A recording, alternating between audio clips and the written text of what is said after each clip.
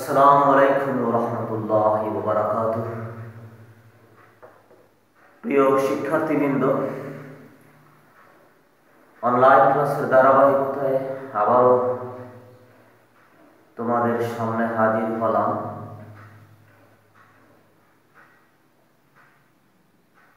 অর্থনীতি প্রথম পত্র একাদশ দ্বাদশ শ্রেণীর ভোক্তা উৎপাদক এর আচরণী অধ্যায়ের ষষ্ঠ ক্লাস নিয়ে।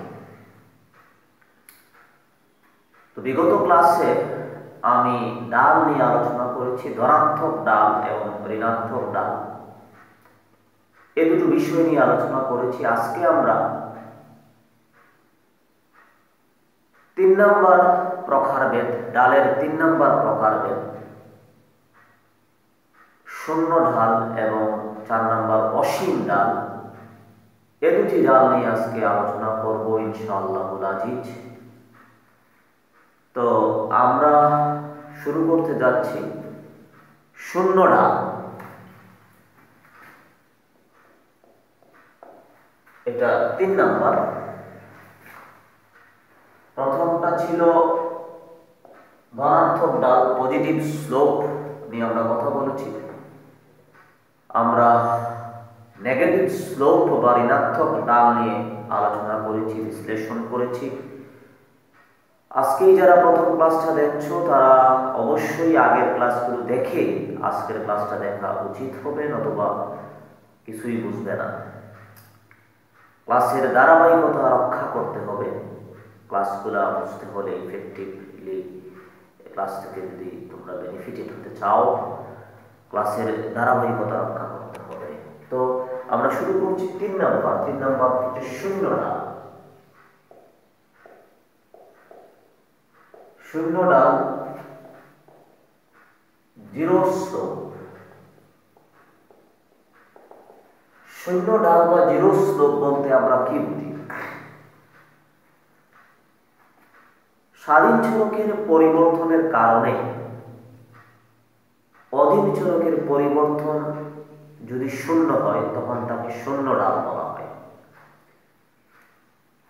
স্বাধীন চলকের এক একক পরিবর্তনের কারণে অধীন চলকের মান যদি স্থির থাকে তবে তাকে শূন্য ডাল বলে। দুইটা সংজ্ঞা দিলাম, 2 পয়েন্ট, একই জিনিস। আমরা বলেছি স্বাধীন চলকের এক একক পরিবর্তনের কারণে অধীন চলকের মান যদি স্থির থাকে, তার মানে কি? স্বাধীন চলক পরিবর্তন হচ্ছে অধীন চলকের মান স্থির, তার মানে অধীন চলকের পরিবর্তন কত? শূন্য। একটি চলকের মান যদি স্থির থাকে তখন তার পরিবর্তন কত হয়? শূন্য। যেমন এই কলমের দাম জানুয়ারিতে ছিল 10 টাকা, নভেম্বর মাসেও কত? 10 টাকা। তাহলে কলমের দাম স্থির আছে। কলমের দামটা কি? কনস্ট্যান্ট, স্থির, কোনো পরিবর্তন হয় নাই। তো স্থির যদি হয় তাহলে পরিবর্তন কত? পরিবর্তন হচ্ছে, পরিবর্তনের সূত্র কি? পরবর্তী বিয়োগ পূর্ববর্তী, মানে আগেও 10 পরেও 10। 10 থেকে 10 গেলে কত? শূন্য। তো একটি চলকের মান যদি স্থির থাকে পরিবর্তন কত হয়? শূন্য হয়। একটি চলকের মান যদি কনস্ট্যান্ট থাকে, স্থির থাকে, তাহলে তার পরিবর্তনটা শূন্য হয়। তাহলে আমরা বলতে পারি স্বাধীন চলকের মানের পরিবর্তন হওয়া সত্ত্বেও অধীন চলকের মানের যদি কোনো পরিবর্তন না হয়, অর্থাৎ যদি অধীন চলকের মানটা স্থির থাকে তাহলে পরিবর্তন শূন্য হয়, একে শূন্য ডাল বলা হয়। মানে আমরা যদি y ফাংশন অফ x এই অপেক্ষক বিবেচনা করে কথা বলি, তাহলে বলতে হবে x এর পরিবর্তন হওয়ার কারণে, x এর পরিবর্তন মানে কি? এটা বাড়তেও পারে কমতেও পারে, x এর মানটা বাড়তেও পারে কমতেও পারে। তো x চলকটার বাড়া কমার সত্ত্বেও যদি অধীন চলক মানে y এর মানটা কি থাকে? y যদি স্থির থাকে, y স্থির থাকলে y এর পরিবর্তন কি হবে? y এর পরিবর্তন শূন্য হবে। তখন তাকে আমরা শূন্য ডাল বলবো। কি ডাল বলবো? শূন্য ডাল। তাহলে স্বাধীন চলকের এক একক পরিবর্তনের কারণে পরিবর্তন মানে কি? হয় বৃদ্ধি পাবে অথবা হ্রাস পাবে। পরিবর্তন মানে কি? হয় বৃদ্ধি পাবে অথবা হ্রাস পাবে। তাহলে এক্স এর মানের পরিবর্তন হওয়া সত্ত্বেও মানে এক্স এর মান বৃদ্ধি যদি পায় অথবা হ্রাস পায় এবং অধিক চলকের মান যদি স্থির থাকে, অর্থাৎ পূর্বে যা ছিল পরেও যদি তা থাকে, অর্থাৎ বৃদ্ধিও পায় না হ্রাসও পায় না, তখন তাকে শূন্য ডাল বলে। কেন? কারণ হচ্ছে তখন এই অধিক চলকের পরিবর্তনটা স্থির হওয়ার কারণে এই পরিবর্তনটা শূন্য হবে। শূন্য হওয়ার কারণে এখানে ডাল কি হবে? শূন্য হবে। বিষয়টা আমরা একটা চিত্রের মাধ্যমে কি করব? বিশ্লেষণ করব। শূন্য ডালটা চিত্রের মাধ্যমে বিশ্লেষণ করব। আমি ভূমি অক্ষ অঙ্কন করেছি, লম্ব অক্ষ অঙ্কন করেছি। ভূমি অক্ষে আমরা স্বাধীন চলক x ধরেছি, x, আর লম্ব অক্ষে অধীন চলক y। এটা হচ্ছে মূল বিন্দু, অরিজিনের O। তো এখন আমরা অধীন চলকের মানটা স্থির ধরব। অধীন চলকের মানটা যদি আমরা স্থির ধরি, তাহলে মনে রাখতে হবে রেখাটি ভূমি অক্ষের সমান্তরাল হবে। অধীন চলকের মান যদি স্থির ধরি, তাহলে অধীন চলক কোন অক্ষে ধরেছি? লম্ব অক্ষে ধরেছি। লম্ব অক্ষের মান স্থির দেখাতে হলে রেখাটা কি হবে? ভূমি অক্ষের সমান্তরাল হবে। এই দেখো লম্ব অক্ষের মানটা স্থির হয়ে গেছে, মানে মানটা এখান থেকে আর বাড়তেছে না, এখান থেকে আর কমতেছে না। এই মানটা কি হয়ে গেল? এখানে স্থির হয়ে গেল। এই একটা বিন্দু দিলাম, এই বিন্দুর নাম হচ্ছে ও। ওয়াই নট বিন্দুর নাম হচ্ছে ওয়াই নট, ওয়াই নট বিন্দুর নাম। তাহলে লম্ব অক্ষের মান কত? O Y naught, O Y naught. আর এই রেখাটার নাম দিলাম y is equal to function of x। রেখাটার নাম দিলাম, আমি ইচ্ছামতো নাম দিয়েছি। এখানে তোমরা যখন অর্থনীতির বিভিন্ন তথ্য বিশ্লেষণ করবে তখন বিভিন্ন রেখার নাম থাকবে। চাহিদার ক্ষেত্রে চাহিদা রেখা হবে, যোগানের ক্ষেত্রে যোগান রেখা হবে, বিভিন্ন রেখা নামে এটা আমরা অভিহিত করব। তো এখন বেসিক জিনিস বোঝানোর জন্য আমি রেখাটার নাম দিলাম y is equal to function of x। এটা দিয়ে এটা বোঝাতে চেয়েছি আমার এই অপেক্ষকে x টাকে আমরা স্বাধীন চলক ধরেছি, y টাকে আমরা অধীন চলক ধরেছি। তো এই রেখাটার আকৃতি হচ্ছে ভূমি অক্ষের সমান্তরাল। ভূমি অক্ষের সমান্তরাল রেখাটায় লম্ব অক্ষের একটা কি থাকে? ছেদক থাকে। ভূমি অক্ষের সমান্তরাল রেখাটায় লম্ব অক্ষের ছেদক থাকে এবং এখানে ভূমি অক্ষের মান যাই হোক না কেন, ভূমি অক্ষের মান যাই হোক না কেন, লম্ব অক্ষের মানটা কিন্তু কি? স্থির। এই ভূমি অক্ষের সমান্তরাল রেখাটা কি প্রকাশ করে?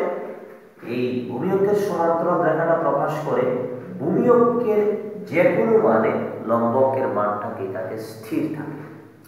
আমরা প্রাথমিক একটা বিন্দু নিলাম, মনে করো E1 বিন্দু নিলাম। E1 বিন্দুতে অবশ্যই একটা কি আছে? ভূমি অক্ষের মান আছে, এটা বললাম OX1। এবং লম্ব অক্ষের মান কত? লম্ব অক্ষের মান হচ্ছে X1 E1। লম্ব অক্ষের মান X1 E1। X1 E1 যে কথা, ও Y নট কি?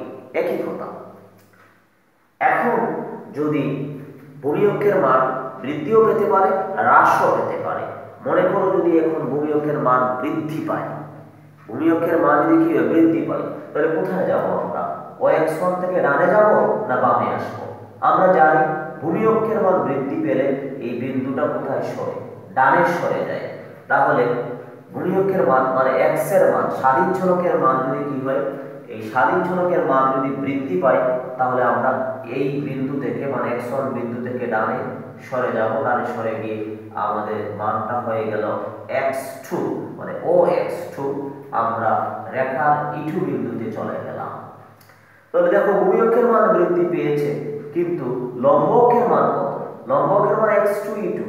x2 E2 যে কথা, হ্যাঁ, x1 E1 কি? একই কথা। ও y নট কি? একই কথা। এখানে মনে রাখতে হবে ও y নট, তারপরে এটা x1 E1 বলা যায়, E1 x1 বলা যায়, এটা কোনো সমস্যা নাই। E1 x1 is equal two কত?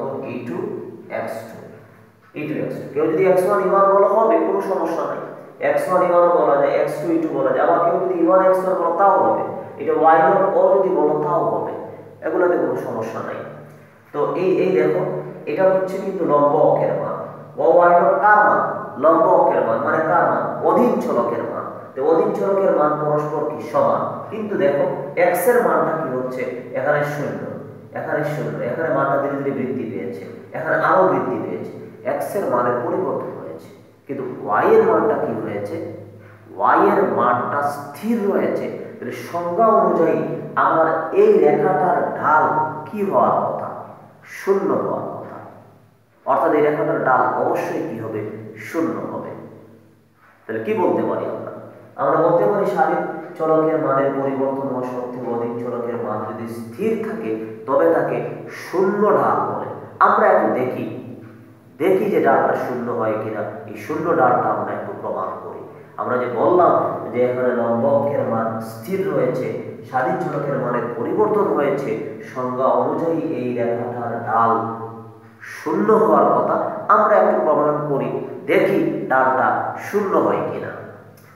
তো এটা প্রমাণ করার জন্য আমরা ঢালের সংজ্ঞাটা, ঢালের সূত্রটা আমরা লিখতেছি। আমরা জানি ঢাল বা স্লোপ, ঢাল ইজ ইকুয়াল টু ডেল লম্ব বাই ডেল ভূমি, ডেল লম্ব বাই ডেল ভূমি। ঢাল ইজ ইকুয়াল টু ডেল লম্ব বাই ডেল ভূমি। ঢালের সূত্র লম্ব অক্ষের পরিবর্তন ডিভাইডেড বাই ভূমি অক্ষের কি পরিবর্তন। ঢালের সূত্র লম্ব অক্ষের পরিবর্তন ডিভাইডেড বাই ভূমি অক্ষের কি পরিবর্তন। লম্ব অক্ষের পরিবর্তন মানে অধীন চলকের পরিবর্তন, ভূমি অক্ষের পরিবর্তন মানে স্বাধীন চলকের পরিবর্তন। লম্ব অক্ষের পরিবর্তনকে ভূমি অক্ষের পরিবর্তন দ্বারা ভাগ করে যে মান পাওয়া যায় তাকে ঢাল বা স্লোপ বলে। বিস্তারিত আগের ক্লাসগুলোতে আলোচনা আছে। ইজ ইমপ্লাইজ ঢাল ইজ ইকুয়াল টু লম্ব অক্ষের পরিবর্তন। পরিবর্তনের সূত্র আমরা অলরেডি শিখেছি। পরিবর্তন ইজ ইকুয়াল টু পরবর্তী বিয়োগ পূর্ববর্তী। তাহলে লম্ব অক্ষের পরবর্তী মান পেতে হলে ইটু বিন্দুতে যেতে হবে। ইটু বিন্দু আমার পরবর্তী বিন্দু। ইটু বিন্দুতে লম্ব অক্ষের মান কত, e2x2। e2x2 এর কথা ও y নট কি একই কথা, কারণ লম্ব অক্ষের মান তো পরবর্তীতে গিয়ে পরে গিয়ে তো আর বৃদ্ধি পায় নাই বা কমে নাই, আগে যা আছে তাই। তাহলে ইটু বিন্দুতে লম্ব অক্ষের মান, ইটু বিন্দুতে লম্ব অক্ষের মান ও y নট, ও y নট পরবর্তী। সূত্রের মাইনাস, সূত্রের কি মাইনাস, পরবর্তী বিয়োগ পূর্ববর্তী মানে আগের অবস্থা, ইওয়ান বিন্দুর অবস্থা। ইওয়ান বিন্দুতেও মান কত, ও y নট, ও y নট, ও y নট পরবর্তী বিয়োগ পূর্ববর্তী। পরেও মান ও y নট, আগের মানও ও y নট। এবার আসো ভূমি অক্ষের পরিবর্তন। তো ভূমি অক্ষের পরিবর্তন পরবর্তী মান কত, ভূমি অক্ষের পরবর্তী মান হচ্ছে ox2 লিখলাম, ox2। আগের মান কত, আগের মান হচ্ছে ox1। আগের মান বলতে কোন বিন্দুতে মান, e1 বিন্দুতে মান। e1 বিন্দুতে ভূমি অক্ষের মান কত, ox1 লিখলাম, ox1। এই যে সূত্র কিন্তু পরবর্তী বিয়োগ পূর্ববর্তী। পরবর্তী মান ox2, আগের মান ox1, পরবর্তী বিয়োগ পূর্ববর্তী। তাহলে দেখো তো ঢাল ইজ ইকুয়াল টু কত, ও y নট থেকে ও y নট যদি চলে যায়, ও y নট মনে করো 5, মানটা মনে করো যদি 5, ও y নট এর মানটা যদি 5 হয় এটাও 5, এটাও 5, 5 থেকে 5 গেলে কত, 0। এটা যদি 10 হয় তাহলে এটাও কত, 10, 10 থেকে 10 গেলে কত, 0। একই মান হলে বিয়োগ করলে কত হয়, 0 হয়, কারণ স্থির মান। আগে যদি 10 টাকা হয় কলমটার দাম, পরেও 10 টাকা, তাহলে 10 থেকে 10 গেলে কত, 0। এবার আসো ox2 থেকে ox1 বিয়োগ করব। তো বিয়োগ করতে হলে এখানে এগুলো প্রতীকের মাধ্যমে প্রকাশ করেছি। এগুলো যদি সংখ্যা যদি দেওয়া থাকতো, সংখ্যা দেওয়া থাকলে আমাদের কোনো সমস্যা ছিল না। মনে করো 10 বিয়োগ 5 ইজ ইকুয়াল টু 5 লেখা যেত, 12 বিয়োগ 5 ইজ ইকুয়াল টু 7 লেখা যেত। তো এখানে প্রতীক দিয়ে যেহেতু আমরা কি করেছি, এগুলো প্রকাশ করেছি বিন্দুগুলোকে প্রতীক দিয়ে। এজন্য আমাদের বিয়োগ করতে হলে রেখায় যেতে হবে, চিত্রতে যেতে হবে বিয়োগ করতে হলে। এই ox2 থেকে ox1 বিয়োগ করতে হলে চিত্রতে যেতে হবে। এই যে ox2 কি, এই দুই আঙ্গুলের দূরত্ব হচ্ছে ox2। এই যে ox2 থেকে বিয়োগ করতে হবে ox1 মানে ox1 এতটুকু অংশ বাদ দিতে হবে। তো এই কমপ্লিট অংশ থেকে মানে ox2 অংশ থেকে যদি আমি ox1টা বাদ দেওয়া মানে কি, এটাকে সরিয়ে দেওয়া। ox1টা সরিয়ে যদি দিই তাহলে থাকবে এই অংশটা থাকবে। এই অংশটার নাম কি, এই অংশটার নাম হচ্ছে x1 x2। এখানে বসাতে হবে x1 x2। হ্যাঁ, তাহলে এই জিনিসটা তোমাদের মনে রাখতে হবে। যদি প্রতীক আকারে যদি তোমাদের সৃজনশীল প্রশ্ন থাকে উদ্দীপকে যে প্রশ্নগুলো যখন থাকবে প্রতীক আকারে, তখন তোমাকে বিয়োগ করতে হবে, যোগ করতে হবে কি দেখে? চিত্র দেখে, রেখা দেখে। রেখার মনে করো যদি বাদ দিতে হয় রেখার একটা অংশ বাদ যাবে, যদি যোগ করতে হয় রেখার আরেকটা অংশ কি হয়ে যাবে, একটা সাথে আরেকটা অংশ অ্যাড হবে, অ্যাড হয়ে নামকরণ করতে হবে প্রতীক দিয়ে। এই যে আমরা OX2 থেকে OX1 এই অংশটা বাদ দিয়েছি, মানে এখান থেকে মনে করো এটা সরে গেল, বাদ হয়ে গেল, বাদ পড়ে গেল, তো বাকি অংশটার নাম কি? এই অংশটার নাম কি দিব? বিন্দু দিয়ে নাম দিব। তো বিন্দুর যে কোনো নাম দেওয়া যায়, আমরা এখানে যে নামে দিয়েছি x1 x2, এবং তোমরা এটা উদ্দীপকে যে নাম থাকবে সেটা আমাদের দিতে হবে। উদ্দীপকে ABCD থাকতে পারে, AB থাকলে এখানে AB লিখবা, আলফা বিটা থাকলে আলফা বিটা লিখবা, এটা গ্রিক বর্ণ থাকতে পারে, ইংরেজি বর্ণতে থাকতে পারে, এরা এভাবে। তো এখানে দেখো একটা ভগ্নাংশ আকারে যে মানটা আসলো, এটা লবে কত আছে? 0 আছে, আর হরে আছে কত? x1 x2। তাহলে এখন লবে যদি 0 থাকে রেজাল্টটা কি হয়? ভগ্নাংশের লবে যদি 0 থাকে তাহলে রেজাল্টটা অলওয়েজ 0 হবে, এটা মনে রাখতে হবে। মনে করো এখানে 0, নিচে মনে করো কত? 5। রেজাল্ট 0। উপরে যদি 0 থাকে, মানে ভগ্নাংশের যদি কোথায় 0 থাকে? ভগ্নাংশের লবে যদি 0 থাকে রেজাল্ট 0 হয়, কারণ এই 0টা কি হয়ে যায়? ভাগ করলে এই 0টা হচ্ছে ভাজ্য। ভাজ্যতে যদি 0 থাকে, এই যে এটা কিন্তু নিচেরটা কি হয়ে যায়? ভাজক। ভাজক, আর এই 0টা এখানে চলে যায়, মানে 0টা কোথায় আছে? ভাজ্যতে আছে। মানে আমরা 0 ভাগ করতেছি, দেখো 5 0 0। এর মানে কি? ভাজ্যতে যদি 0 থাকে, মানে ভগ্নাংশের উপরে যদি 0 থাকে রেজাল্ট অলওয়েজ কি হয়? 0 হয়। নিচে কি আছে তখন আমরা না দেখলেও চলে, নিচে বিভিন্ন মান থাকতে পারে, 0 ছাড়া বিভিন্ন মান যখন থাকবে তখন উপরে 0 থাকার কারণে রেজাল্ট কি হয়ে যাবে? 0 হয়ে যাবে। নিচে যাই থাকুক না কেন রেজাল্ট হয়ে যাবে 0। তাহলে অথবা ঢাল ইজ ইকুয়াল টু কত? ঢাল ইজ ইকুয়াল টু 0। তাহলে আমরা 0 ঢাল প্রমাণ করলাম। আমরা দেখলাম স্বাধীন চলকের মান বাড়তে পারে, কমতে পারে, কিন্তু অধীন চলকের মান স্থির আছে। স্থির থাকার কারণে উপরের অংশটা লম্বকের পরিবর্তনটা 0 হয়ে যায়। লম্বকের পরিবর্তন 0 হওয়ার কারণে ঢালটা 0 হয়। এটার মূল কারণ হচ্ছে ঢালটা 0 হওয়ার মূল কারণ হচ্ছে লম্বকের পরিবর্তনটা কি হওয়া? 0 হওয়া। তাহলে প্রিয় শিক্ষার্থীবৃন্দ, আমরা একটা সিদ্ধান্তে উপনীত হলাম। সিদ্ধান্তটা মনে রাখতে হবে। সিদ্ধান্ত হচ্ছে ভূমি অক্ষের সমান্তরাল সরল রেখার ঢাল 0 হয়। ভূমি অক্ষের সমান্তরাল, এই যে এটা হচ্ছে হরাইজন্টাল অ্যাক্সিস। হরাইজন্টাল অ্যাক্সিসের সমান্তরাল এই কার্ভ, এই রেখাটা ঢালটা 0 হয়। ভূমি অক্ষের সমান্তরাল সরল রেখার ঢাল 0 হয়। খাতায় লিখে রাখতে হবে, ভূমি অক্ষের সমান্তরাল সরল রেখার ঢাল 0 হয়। পরীক্ষায় যদি প্রশ্ন আসে দেখাবো যে ভূমি অক্ষের সমান্তরাল সরল রেখার ঢাল 0 হয়, এভাবে আমরা কি করতে পারি? প্রমাণ করতে পারি। এখানে আমাদের প্রতীক না দিয়ে বিভিন্ন মান দিতে পারে, তো মান দিলে তো আর সমস্যা নাই, মান দিলে তো আরো সহজ হয়ে গেল। যখন মনে করে এখানে থাকতে পারে, মনে করো এভাবে থাকতে পারে, ধরো এখানে দিল কত? 10, এখানে কত? 20, এখানে কত? 10 মনে করো। তাহলে ডাল কি হয়ে যাবে? এই যে লম্বকের পরিবর্তন, এখানে পরিবর্তন কি হয়ে যাবে? লম্বকের পরিবর্তন হয়ে যাবে 10 - 10 = কত? 10 - 10। আর এখানে হয়ে যাবে 20 - কত? 10। এই যে পরবর্তী কিন্তু কত? 20, পূর্ববর্তী কত? 10। তাহলে 10 থেকে 10 গেলে কত? 0। 20 থেকে 10 গেলে কত? 10। উপরে 0 মানে রেজাল্ট 0। ঢালের মান কি হয়ে গেল? 0 হয়ে গেল। আরো সহজ হয়ে গেল। যাক, আমরা 0 ঢাল নিয়ে বিস্তারিত আলোচনা করলাম। আমরা সিদ্ধান্তে উপনীত হলাম যে ভূমি অক্ষের সমান্তরাল সরল রেখার ঢাল 0 হয়। আমরা 4 নম্বরে যাচ্ছি। 4 নম্বরটা হচ্ছে অসীম ঢাল।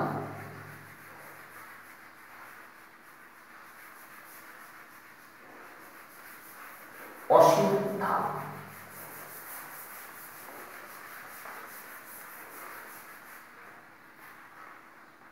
অসীম ঢাল 4 নম্বর। ঢালের চতুর্থ প্রকারভেদ।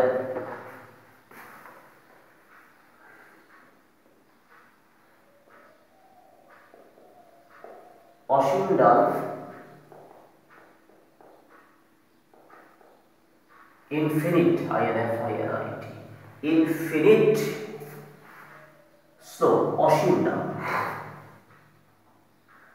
ইনফিনিট স্লোপ অসীম ডাল অসীম ঢাল বলতে আমরা কি বুঝি ইনফিনিট স্লোপ অসীম ঢাল এখন অসীম ঢালের ক্ষেত্রে স্বাধীন চলকের মানটা স্থির থাকবে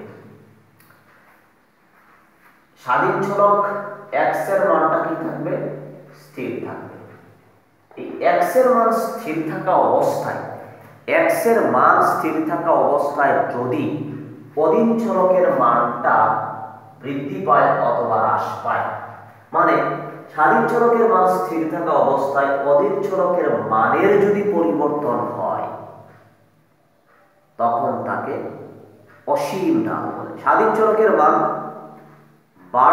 বৃদ্ধিও পায় নাই বাড়েও নাই কমেও নাই মানে স্বাধীন চলকের মানটা ফিক্সড স্থির রয়েছে এমত অবস্থায় অধীন চলকের মানটা পরিবর্তন হচ্ছে বাড়তেও পারে কমতেও পারে পরিবর্তন হচ্ছে এমত অবস্থায় আমরা ওই ঢালকে বলবো অসীম ঢাল বা ইনফিনিট স্লোপ তাহলে x এর মান যখন স্থির হবে y যখন বাড়বে কমবে তখন এটা ঢাল কি হয়ে যাবে ঢাল হয়ে যাবে অসীম অসীমটাকে আমরা এভাবে ইনফিনিটি এটা হচ্ছে ইনফিনিটি সাইন দ্বারা আমরা প্রকাশ করি এটা ইনফিনিটি সাইন অসীম ইনফিনিটি অসীম হয়ে যাবে তো এই অসীম ঢালটা আমরা একটা চিত্রে দেখাচ্ছি আমরা চিত্র অঙ্কন করতেছি চিত্রে ভূমিকে আমরা স্বাধীন চলক x দিলাম লম্বকে অধীন চলক y দিলাম এটা মূলবিন্দু O এখন কিন্তু রেখাটা হয়ে যাবে লম্ব অক্ষের সমান্তরাল শূন্য ঢালের ক্ষেত্রে ছিল ভূমি অক্ষের সমান্তরাল আর অসীম ঢালের ক্ষেত্রে রেখাটা হয়ে যাবে লম্ব অক্ষের সমান্তরাল ভার্টিক্যাল অ্যাক্সিসের কি হয়ে গেল সমান্তরাল হয়ে গেল তো এটা সমান্তরাল হলো এই কারণে কারণ এই ভূমি অক্ষের মান x এর মান যদি স্থির দেখাতে হয় অবশ্যই রেখাটাকে কি করতে হবে লম্ব অক্ষের সমান্তরাল করতে হবে তো এটা মনে রাখতে হবে যে লম্ব অক্ষের সমান্তরাল এই রেখার ক্ষেত্রে এই এখানে ছেদক থাকে কোন অক্ষের ভূমি অক্ষের ছেদক ভূমি অক্ষের এই যে ভূমি অক্ষের ছেদ করেছে এর মানে কি ভূমি অক্ষের মানটা স্থির হয়ে গেল এখন দেখেন মানটা দেখো বাড়তেছে না মানটা কি হচ্ছে না কমতেছে না এই রেখার কারণে এটা নাম দিলাম বিন্দুর যে কোনো নাম দেওয়া যায় আমি এই বিন্দুর নাম দিলাম x0 এটা ও x0 হচ্ছে ভূমি অক্ষের মান এই মানটা একটা স্থির মান নির্দেশ করতেছে মানে ভূমি অক্ষের মান বাড়বেও না কমবেও না এমন অবস্থায় এক y এর মান দেখো বাড়ানো কমন যায় এই আমরা যদি ইমান বিন্দুতে থাকি তাহলে y এর মান হচ্ছে OY1 স্থির OY1 এখন y এর মান বাড়তেও পারে কমতেও পারে তো বাড়লে y এর মান যদি বৃদ্ধি পায় তাহলে আমরা উপরের দিকে যাব এই যে উপরের দিকে গেলাম অথবা OY মানে y এর মান হয়ে গেল OY আমরা বিন্দুতে গেলাম E2 বিন্দুতে আমরা এই রেখাটার নাম দিলাম y ফাংশন অফ x তাহলে y ফাংশন অফ x এই রেখাটা লম্ব অক্ষের সমান্তরাল রেখা এই রেখার প্রাথমিক বিন্দু হচ্ছে E1 বিন্দু E1 বিন্দুতে ভূমি অক্ষের মান হচ্ছে OX0 E1 বিন্দুতে লম্ব অক্ষের মান হচ্ছে OY1 প্রাথমিক অবস্থা এই প্রাথমিক অবস্থা থেকে আমরা যদি E1 বিন্দু থেকে E2 বিন্দুতে যাই আমরা দেখতে পাচ্ছি E2 বিন্দুতে x এর মান OX0 তাহলে E1 বিন্দুতেও মান ছিল OX0 E2 বিন্দুতে x এর মান OX0 x এর মানের পরিবর্তন হয় নাই x এর মান স্থির রয়েছে পরিবর্তন হয় নাই মানে কি পরিবর্তন শূন্য কিন্তু y এর মানে কি হয়েছে বৃদ্ধি হয়েছে আগে ছিল y1 E2 বিন্দুতে গিয়ে হয়ে গেছে y2 মানে y1 y2 পরিমাণ কি হয়েছে বৃদ্ধি পেয়েছে তো x এর মান স্থির y এর মান বৃদ্ধি পেয়েছে অথবা y এর মান এদিকে যদি আমরা নামি হ্রাস পাবে তো বৃদ্ধি পাবে হ্রাস পাবে সংজ্ঞা অনুযায়ী ডালটা কি হবে অসীম হবে আমরা এখন দেখি এই রেখাটার ডাল অসীম হয় কিনা আমরা এটা দেখার জন্য আমরা আবার ডালের সূত্রটা লিখলাম আমরা জানি ডাল ডেল লম্ব বাই ডেল ভূমি লম্ব অক্ষের পরিবর্তন ডিভাইডেড বাই ভূমি অক্ষের পরিবর্তন এই সূত্রটা লিখলাম তোমরা এগুলো খাতায় লিখতে হবে অবশ্যই খাতায় লিখে এটা নোট করো তোমরা ডাল ডেল লম্ব বাই ডেল ভূমি তারপরে আমরা লম্বকের পরিবর্তন জানি। তো লম্বকের পরিবর্তন কি? পরবর্তী বিয়োগ পূর্ববর্তী। পরবর্তী মানটা কত? ও ওয়াইড। লম্বকের পরবর্তী মান কত? ও ওয়াইড। পরবর্তী মান পেতে হলে এই যে ইটু বিন্দু থেকে যেতে হবে। ইটু বিন্দুতে মান কত? ও ওয়াইড। লিখলাম ও ওয়াইড মাইনাস প্রাথমিক মানটা কত? O Y one. ও ওয়াই ওয়ান পরবর্তী বিয়োগ পূর্ববর্তী। এবার আসো ভূমিয়কের পরিবর্তন। ইটু বিন্দুতে ভূমিয়কের মান কত? ইটু বিন্দুতে ভূমিয়কের মান ও এক্স নট। লিখলাম ও এক্স নট সূত্রের মাইনাস ইবার বিন্দুতে ভূমিয়কের মান কত? যা আছে তাই O X naught. O X naught তার মানে ভূমিয়কের মানটা স্থির আছে। তো স্থির বিয়োগ মানে এই মানটা যদি 10 হয় এই মানটাও কত? 10। এই মানটা 5 হলে এই মানটাও কত? 5। 5 থেকে 5 গেলে কত? 0। ও y2 থেকে ও y1 বিয়োগ করো। কোথায় যেতে হবে? চিত্রতে যেতে হবে। এখানে লেখা যাবে না যে ও ও ক্যান্সেল। y2 থেকে y1 গেলে 2 থেকে 1 গেলে 1 y1 এরকম বিয়োগ করা যাবে না। Be careful. এরকম বিয়োগ করা যাবে না। কোথায় যেতে হবে? চিত্রতে যেতে হবে। ও y2 থেকে ও y1 বিয়োগ করতেছি। ও y2 হচ্ছে এই দুই আঙ্গুলের দূরত্ব। ও y2 বিয়োগ করতে হবে ও y1। এই অংশটা বিয়োগ করতে হবে। তাহলে এই অংশটা যদি বিয়োগ করি এই অংশটা বিয়োগ করলে থাকবে কত? y1 y2 y1 y2। তাহলে y2 y1 লেখা যায় অথবা y1 y2 লেখা যায়। y1 y2। এবার আসো উপরে একটা মান আছে যাই থাকুক, এটা 5 হতে পারে 10 হতে পারে, যে কোনো একটা মান আমরা উপরে আমরা পেয়েছি।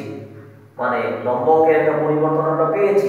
এটা বৃদ্ধি পেয়েছে এজন্য সামনে প্লাস আছে, এটা কমলে সামনে মাইনাস থাকতো। মানে একটা মান আমরা পেয়েছি, কিন্তু নিচের মানটা মানে ভূমিয়কের পরিবর্তনটা কত? 0। একটা বিষয় মনে রাখতে হবে, আমরা আগে বলেছিলাম উপরে যদি 0 থাকে নিচে যাই থাকুক না কেন রেজাল্ট কত? 0। আর নিচে যদি 0 থাকে উপরে যাই থাকুক না কেন রেজাল্ট হবে ইনফিনিটি, অসীম। কেন অসীম হবে? কারণ 0 দ্বারা কোনো জিনিসকে ভাগ করা যায় না। একটু খেয়াল করে দেখো, যদি ভাগ করো তাহলে কি হবে? 0 কত হয়? 10। 0 কত হয়? 10। হ্যাঁ, 0 0 কি 10? নেওয়া 0 0 তো 0, তো 10 তো অবশ্যই থেকে যায়। কেউ যদি 10 বসাও 10 0 তো আবার কি 0। তার মানে কি এখানে এভাবে ভাগ করা যাচ্ছে না। 0 দ্বারা কোনো জিনিসকে ভাগ করা যায় না। ক্যালকুলেটর প্রেস করে দেখতে পারো, ক্যালকুলেটর রেজাল্ট দিতে ব্যর্থ হয়, অর্থাৎ ম্যাথ এরর লেখা ওঠে। তার মানে কি এটা অসীম। 0 দ্বারা কোনো জিনিসকে ভাগ করা যায় না। অর্থাৎ মনে রাখতে হবে তোমাদের, যদি বাজকে যদি 0 থাকে, বাজক যা দ্বারা ভাগ করা হয় এখানে যদি 0 থাকে রেজাল্টটা ইনফিনিটি হয়। 0 দ্বারা কোনো জিনিসকে ভাগ করা যায় না, রেজাল্ট ইনফিনিটি হয়। তাহলে দুইটা সূত্র আছে তোমাদের অবশ্যই মনে রাখা দরকার। সব সময় উপরে যদি 0 হয় রেজাল্ট 0, নিচে যদি মানে হরে যদি 0 হয় বা বাজকে যদি 0 হয় রেজাল্ট ইনফিনিটি হয়, মানে অসীম হয়, এটা ইনফিনিটি হয়। তাহলে ডালটা হয়ে গেল অসীম, অসীম। তাহলে সুপ্রিয় শিক্ষার্থীবৃন্দ, আমরা কোন সিদ্ধান্তে উপনীত হতে পেরেছি বলো তো দেখি তোমরা? আমরা এই সিদ্ধান্তে উপনীত হতে পেরেছি যে এই যে লম্বকের সমান্তরাল সরল রেখার ঢাল অসীম হয়। লম্বকের সমান্তরাল সরল রেখার ঢাল অসীম হয়। এক কথায় যদি আনসার দিতে হয়, এক কথায় যদি বলতে হয়, কি বলবে তোমরা? যে লম্বকের সমান্তরাল সরল রেখার ঢাল কেন অসীম হয়? আনসারটা হবে লম্বকের সমান্তরাল সরল রেখার ক্ষেত্রে ভূমিয়কে দ্বারা চলকের পরিবর্তন 0 হওয়ার কারণে ঢাল অসীম হয়। লম্বকের সমান্তরাল সরল রেখার ক্ষেত্রে কি হয়? ভূমিয়কে দ্বারা মানটা স্থির, তার মানে ভূমিয়কে দ্বারা চলকের পরিবর্তন 0। এই 0 হওয়ার কারণে এটা কোথায় 0 হয়েছে? এটা হরে 0 হয়েছে। তার মানে রেজাল্টটা কি হয়ে যাবে? ইনফিনিটি হয়ে যাবে। আমরা গত ক্লাসে এবং আজকের ক্লাসগুলোতে অত্যন্ত গুরুত্বপূর্ণ জিনিস, অর্থনীতির অত্যন্ত ভাইটাল জিনিস স্লোপ বা ঢাল নিয়ে আলোচনা করেছি। স্লোপ বা ঢালের কনসেপ্টটা যদি তোমাদের ক্লিয়ার থাকে তাহলে প্রত্যেকটা চ্যাপ্টারের বিভিন্ন চিত্রগত বিশ্লেষণ দিতে তোমাদের যথেষ্ট সুবিধা হবে। বুঝতে সমস্যা হবে না। সুতরাং অত্যন্ত মনোযোগ সহকারে নোট করে এবং বিভিন্ন মান ধরে তোমরা এই 4টা প্রকারভেদ অর্থাৎ ধনাত্মক ডাল, ঋণাত্মক ডাল, শূন্য ডাল, অসীম ডাল যদি প্র্যাকটিস করো, আশা করা যায় পরবর্তীতে এগুলো তোমাদের সহায়ক হিসেবে কাজ করবে। তো তোমরা এভাবেই নোট করে পড়াশোনা করো, বিভিন্ন বই ঘাটাঘাটি করে পড়াশোনা করো, ক্লাসের ধারাবাহিকতা বজায় রাখো। তো আগামী ক্লাসে আমরা অর্থনীতির চাহিদা সংক্রান্ত কিছু বিষয় নিয়ে আমি আলোচনা করেছি। আমরা চাহিদার আরো সমীকরণ গঠন করব বা চাহিদা রিলেটেড আরো বিভিন্ন বিষয় নিয়ে আমরা আগামী ক্লাসে আলোচনা করব। তো সে পর্যন্তই মহান আল্লাহ পাক রব্বুল আলামিন সবাইকে ভালো রাখেন। আমাকে তোমাদেরকে সবাইকে সেই দোয়া রেখে আজকের ক্লাসটা এখানেই শেষ করছি। আসসালামু আলাইকুম ওয়া রাহমাতুল্লাহি ওয়া বারাকাতুহু।